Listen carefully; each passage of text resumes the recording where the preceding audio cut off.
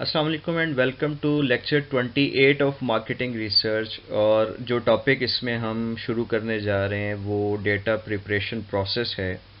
Data collection के बाद हम डेटा को प्रिपेयर करते हैं ताकि उसके जो एनालिसिस हैं वो ठीक तरीके से किए जा सकें।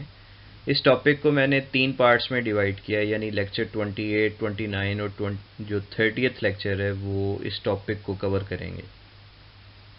So this is lecture 28, first part of data preparation process. Data collection के बाद डेटा एनालिसिस से पहले हम डेटा को एनालिसिस के लिए प्रिपेयर करते हैं। और जो डेटा प्रिपरेशन का प्रोसेस है इसके 8 डिफरेंट स्टेप्स हैं। इस लेक्चर में हम बारी बारी उन स्टेप्स को पढ़ेंगे। सबसे पहला जो स्टेप है वो prepare preliminary plan of data analysis है। उसके बाद चेक क्वेश्चनेयर है। उसके बाद एडिट है, फिर कोडिंग होती है। उसके बाद डेटा को ट्रांसक्राइब किया जाता है, डेटा की क्लीनिंग की जाती है। स्टैटिस्टिकली इसमें जो एडजस्टमेंट्स हैं वो की जाती हैं। और फिर हम जो मुख्तलिफ डेटा एनालिसिस की स्ट्रेटजीज़ हैं उनको सिलेक्ट करते हैं। जो भी अप्रोप्रिएट स्ट्रेटजी है उसे हम सिलेक्ट करते हैं। जी, अब इन स्टेप्स की हम डिटेल्स देखेंगे। पहला जो स्टेप है वो डेटा प्रिपरेशन प्लान है, प्रिलिमिनरी प्लान भी इसे आप कह सकते हैं। तो हमने देखना होता है सबसे पहले कि जो क्वेश्चनेयर्स हैं क्या वो एक्सेप्टेबल हैं, क्या उसमें कोई प्रॉब्लम्स तो नहीं है। उसके बाद हम उसकी एडिटिंग करते हैं, कोडिंग करते हैं और डेटा को ट्रांसक्राइब करते हैं। उसके बाद डेटा को क्लीन किया जाता है और अगर कोई मिसिंग वैल्यूज़ हैं तो उनकी ट्रीटमेंट की जाती है। फिर हम जो नेसेसरी स्टैटिस्टिकल एडजस्टमेंट्स हैं वो करते हैं अपनी पॉपुलेशन को देखते हुए और जो एनालिसिस हैं उनको देखते हुए। और फाइनली हम जो अप्रोप्रिएट डेटा एनालिसिस स्ट्रेटजी है उसे ऑप्ट करते हैं। अच्छा, एक डेटा एनालिसिस की स्ट्रेटजी हम उस वक्त प्लान करते हैं जब हम रिसर्च प्रपोजल बना रहे होते हैं या हम रिसर्च डिज़ाइन कर रहे होते हैं। और एक स्ट्रेटजी हम उस वक्त अडॉप्ट करते हैं जब हम डेटा कलेक्ट कर चुके हैं और उसके हमने जो प्रिपरेशन है वो मुकम्मल कर ली। तो दोनों जो स्ट्रेटजीज़ हैं वो एक दूसरे से मुख्तलिफ भी हो सकती हैं, बिकॉज के जब हम डेटा को कलेक्ट करते हैं तो कलेक्शन के बाद जो सही उसकी पिक्चर है वो हमारे सामने आती है। वहाँ से जो इन्फॉर्मेशन और इनसाइट्स हमें हासिल हुई उनकी रोशनी में हम फैसला करते हैं कि अब हमारे लिए जो अप्रोप्रिएट डेटा एनालिसिस की स्ट्रेटजी है वो कौन सी। दूसरी बात ये कि ये जो प्रिपरेशन है ये जैसे ही डेटा हमारे पास आना शुरू हो, क्योंकि डेटा जो है वो हमारे पास फेजेस में आता है। जैसे जैसे कलेक्शन होती जाती है फील्ड में वैसे वैसे ये हमारे पास एनालिसिस टेबल के ऊपर जो है वो आता जाता है। तो जैसे ही फर्स्ट बैच ऑफ क्वेश्चनेयर्स हमें रिसीव हो हमें फ़ौरन इस पे वर्किंग शुरू कर देनी चाहिए। और अगर कोई प्रॉब्लम्स हैं तो फ़ौरन जो उसकी मॉडिफिकेशन है या उसके लिए जो करेक्टिव एक्शन है वो हमें शेयर करना चाहिए फील्ड वर्कर्स के साथ, ताकि जो ज़्यादा प्रॉब्लम्स हैं उससे बचा जा सके, टाइम और कॉस्ट जो है वो ज़ाया ना हो। डेटा प्रिपरेशन प्रोसेस का जो सेकंड स्टेप है उसे हम क्वेश्चनेयर चेकिंग कहते हैं। और इस चेकिंग के दौरान हम देखते हैं कि क्या जो तमाम सवाल थे वो पूछे गए, उनके जो आंसर्स हैं वो कम्प्लीटली हमें मिल गए, क्या इसकी जो क्वालिटी है उसको मेक श्योर किया गया, क्या तमाम इंस्ट्रक्शंस को फॉलो किया गया। बहुत सारी चीज़ें तो ऑलरेडी जो सुपरवाइज़र है वो उसको देख चुके होते हैं, लेकिन फिर भी एज एनालिस्ट हमने इस चीज़ को देखना होता है। और ये चेक्स हम साथ साथ ही करते जाते हैं जैसे जैसे हमारे पास जो इंटरव्यूज़ हैं या जो क्वेश्चनेयर्स हैं उसकी डिटेल्स आती जाती हैं, हम इसे चेक करते जाते हैं। अगर कोई करेक्शन करनी है तो वो हम फ़ौरन कम्युनिकेट करते हैं ताकि उसको इम्प्लीमेंट किया जा सके। अगर हमने किसी एजेंसी को हायर किया था डेटा कलेक्शन के लिए तो भी हम इंडिपेंडेंटली एक रिसर्चर के तौर पे जो अपना काम है वो ज़रूर करते हैं। चेकिंग के साथ हम उसे चेक करते रहते हैं साथ साथ। और अगर जो क्वेश्चंस हैं, क्वेश्चनेयर्स हैं, उसमें कोई प्रॉब्लम्स हैं तो हम उसको रिफ्यूज़ कर देते हैं, वापस कर देते हैं। उसकी कई रीज़न्स हो सकती हैं और हम डिमांड करते हैं कि हमें जो क्वालिटी डेटा है और जो क्वांटिटी है यानी नंबर्स हैं उसको भी मीट करते हुए वो डेटा हमें चाहिए।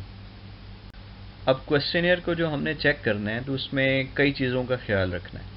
एक तो ये कि क्या वो क्वेश्चनियर कम्प्लीटली फिल किया गया, फिर जो पैटर्न ऑफ रिस्पांस है वो भी बताता है कि रिस्पोंडेंट्स ने कितना सीरियसली उसे फिल किया है, क्वेश्चंस के जो आंसर्स हैं वो दिए हैं। मिसाल के तौर पे आपने जो स्केल यूज़ किया था वो 1 to 7 पॉइंट स्केल था, जिसमें 4 एक न्यूट्रल पोजीशन थी। अब अगर किसी रिस्पोंडेंट ने सिर्फ 4 को सिलेक्ट किया है तो ये रिस्पांस का जो पैटर्न है वो बता रहा है कि उसने शायद क्वेश्चंस को पढ़ना ज़रूरी नहीं समझा, या उसने ज़्यादा सीरियसली जो है वो जवाब नहीं दिए। अदरवाइज़ 4 के अलावा भी ऑप्शंस जो है वो हो सकती थी। तो ये क्वालिटी ऑफ डेटा कलेक्शन के बारे में एक इंडिकेशन हमें देता है। इसी तरह से हमने देखना है कि जो क्वेश्चनर्स हमें मिले हैं उसमें से कुछ पेजेस मिसिंग तो नहीं है, और क्या हमें विद इन टाइम और विद इन डेट जो है वो क्वेश्चनर वापस मिले हैं, लेट तो नहीं मिले, और क्या ये जो क्वेश्चनर्स फिल किए हैं या जो इंटरव्यू दिया है वो ऐसे लोगों ने तो नहीं दिया जो उसके लिए क्वालिफाई ही नहीं करते थे, जो हमारी कंडीशंस थी पॉपुलेशन की या सैम्पलिंग फ्रेम की, क्या वो उनको मीट करते थे या नहीं। तो ये सारी चीज़ों को हम क्वेश्चनर की चेकिंग के दौरान मेक श्योर करेंगे। डेटा प्रिपरेशन में जो थर्ड स्टेप है उसे हम एडिटिंग कहते हैं, और एडिटिंग से मुराद है कि जो क्वेश्चनर्स हैं उनको हमने रिव्यू करना है ताकि उसकी जो एक्यूरेसी है और प्रिसीजन है उसको इंक्रीज़ किया जा सके। अब इसमें हम आमतौर पे 4 चीज़ें जो है वो चेक करते हैं। एक तो क्या वो क्वेश्चनर्स एलिजिबल हैं, क्या वो इनकम्प्लीट तो नहीं है, क्या वो किसी किस्म की इनकन्सिस्टेंसी तो उसमें नहीं पाई जाती, और क्या उसमें जो रिस्पॉन्सेज हैं वो एम्बिगुअस हैं या नहीं। तो इसकी डिटेल्स हम अगली स्लाइड्स में देखते हैं। तो सबसे पहले तो हम देखेंगे कि क्या जो रिस्पॉन्सेज हैं वो अनक्लियर तो नहीं है। अनक्लियर होने की कई सूरतें हो सकती हैं, जैसे वो रीडेबल ही नहीं है, या उसको पुअरली रिकॉर्ड किया गया है, हम उसकी जो साउंड है या वीडियो है उसको ठीक तरीके से सुन या देख नहीं सकते। और ये आमतौर पे उस वक्त होता है जब क्वेश्चनियर्स के अंदर बहुत ज़्यादा अनस्ट्रक्चर्ड क्वेश्चंस हों और हमने उनकी कोडिंग करनी हो। कोडिंग के बारे में हम अगले स्टेप्स में पढ़ेंगे। तो वहाँ पे फिर हमें प्रॉब्लम्स आ सकती हैं कि अगर वो उसके जो रिस्पॉन्सेज हैं वो हमें क्लियर नहीं है। दूसरा हो सकता है कि वो इनकम्प्लीट हों।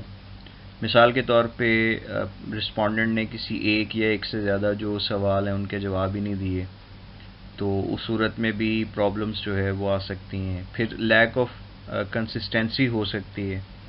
मिसाल के तौर पे अब इसमें बज़ाहिरन तो शायद जो स्केल्स हैं या आंसर्स हैं उसमें प्रॉब्लम नहीं होगी, लेकिन लॉजिकली उसके अंदर प्रॉब्लम आपको नज़र आएगी।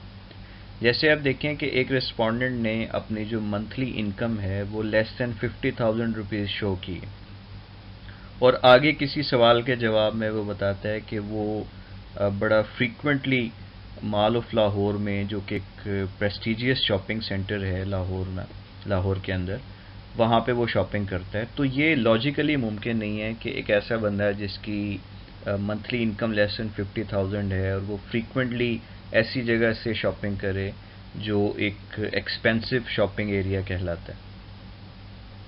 इसके साथ साथ एम्बिग्विटी का प्रॉब्लम जो है वो हो सकता है, और ये भी ख़ास तौर पे जो अनस्ट्रक्चर्ड क्वेश्चंस हैं उसके अंदर होता है, जहाँ पे एम्बिगुअस जो आंसर्स हैं उनको इंटरप्रेट करना, अंडरस्टैंड करना ये डिफ़िकल्ट हो जाता है।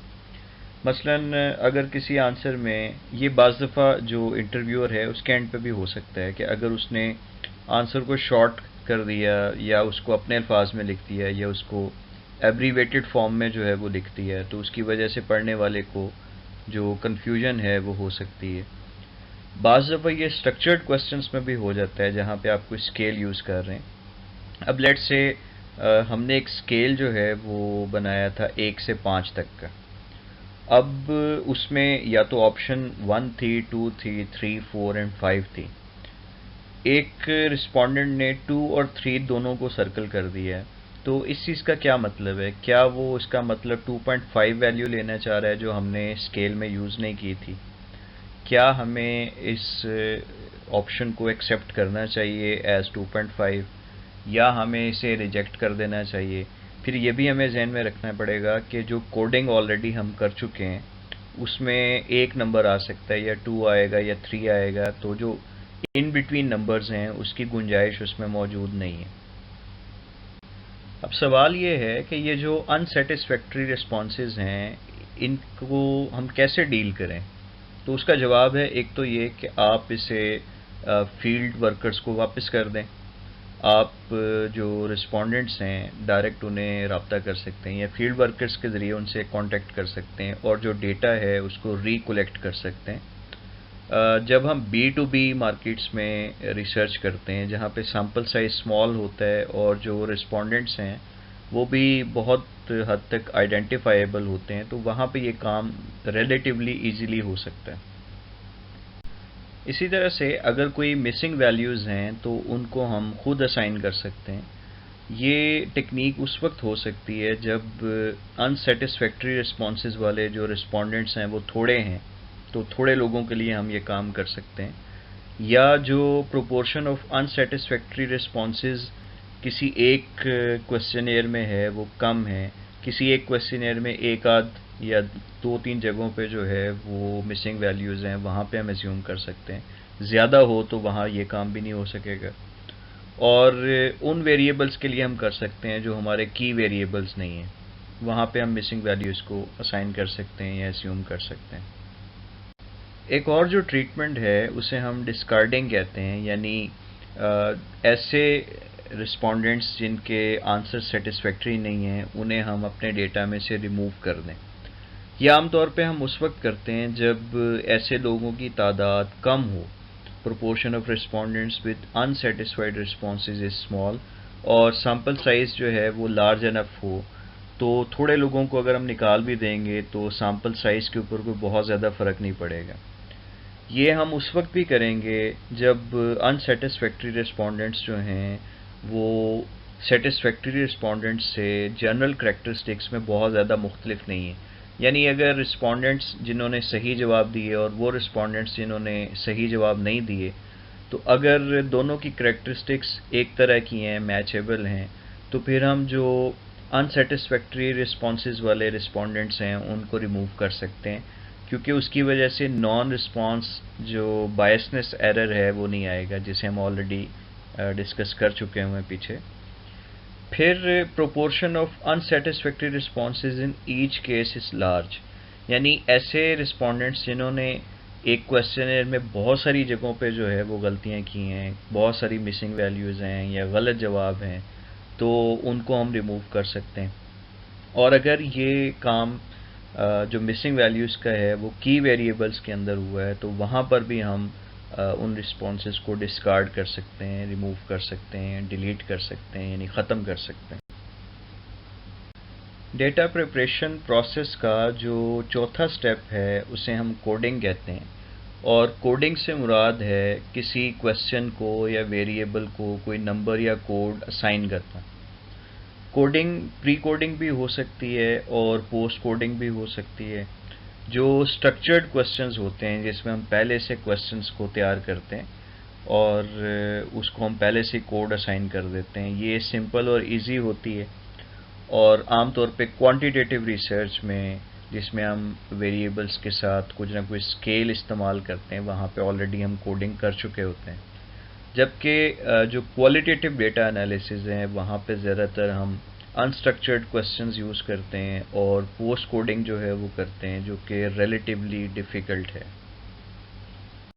यहाँ पे आप कोडिंग की एक एग्जांपल देख सकते हैं। ये एक क्वेश्चनेयर का एक पार्ट है जो आपको नज़र आ रहा है।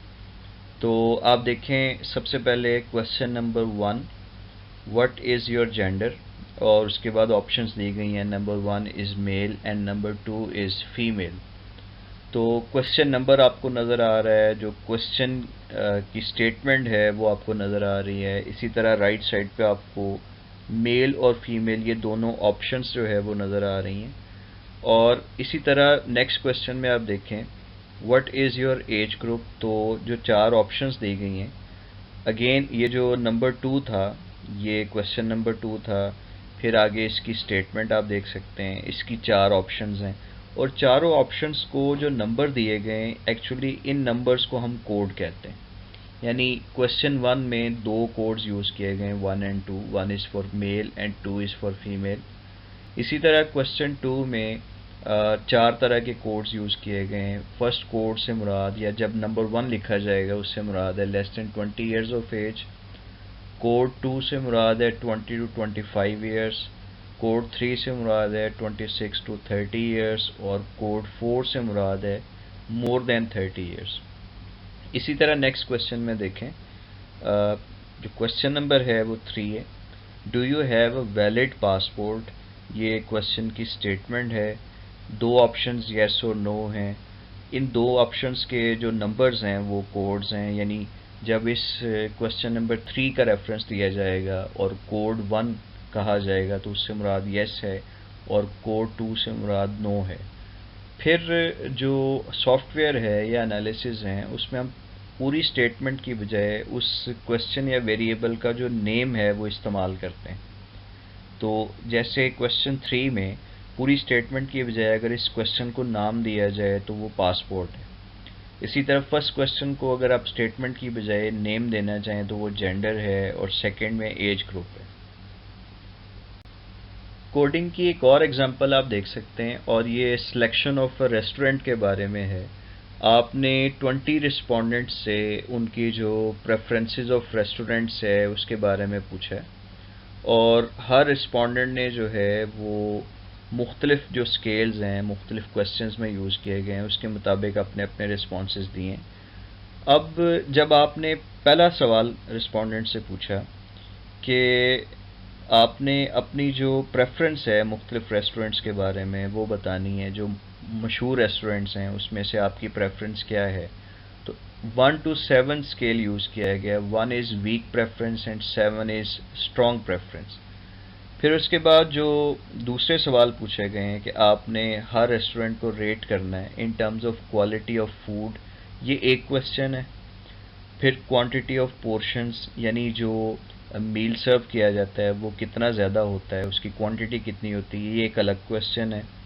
वैल्यू एक अलग क्वेश्चन है। सर्विस एक अलग क्वेश्चन है। इन तमाम क्वेश्चंस के साथ जो स्केल यूज़ किया गया है 1 is poor and 7 is excellent. फिर एक और सवाल पूछा गया, एनुअल हाउस होल्ड इनकम जो है वो आपकी कितनी है, उसमें 6 उन्होंने ग्रुप्स बना दिए। First is less than $20,000, second is 20,000 to 35,000, third is 35 to 50, 4 is 50 to 75, fifth is 75 to 100,000 and sixth is more than 100,000। तो इन तमाम चीज़ों में सवालों में आप देख सकते हैं कि क्वेश्चंस भी हैं, क्वेश्चंस के नेम्स भी आप उसकी स्टेटमेंट को पढ़ के रख सकते हैं।